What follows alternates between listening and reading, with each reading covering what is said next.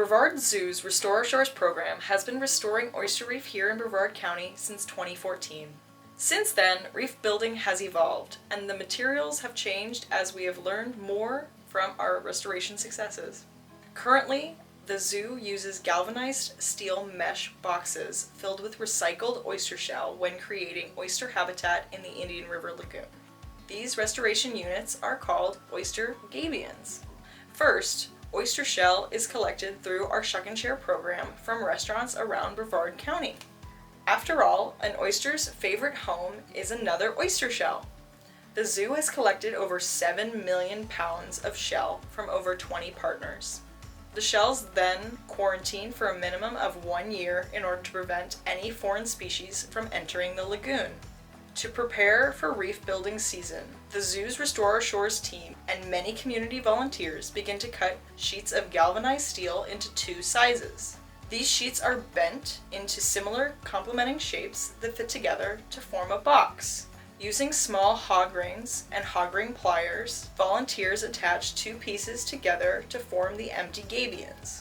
These gabions are taken to the shell recycling site where they are filled with recycled oyster shell from our restaurant partners.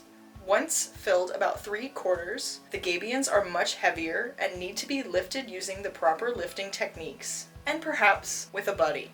The almost completed oyster gabion is then hog ring closed, palletized, and awaits its time to be put in the water. The week before the reef is built, all materials are transported from the shell site to a loading zone along the lagoon. The materials are then loaded onto a barge in order to be able to easily bring the materials to their permanent lagoon bottom location. The materials are then positioned onto the lagoon bottom according to federal and state permits completed by the zoo. Once installed in suitable areas, the gabion reef can provide more substrate for oyster larvae, habitat for many different species, and eventually natural water filtration to the Indian River Lagoon as the oysters grow and thrive. One adult oyster can filter 30 gallons of water in a single day, and each reef hosts thousands of oysters.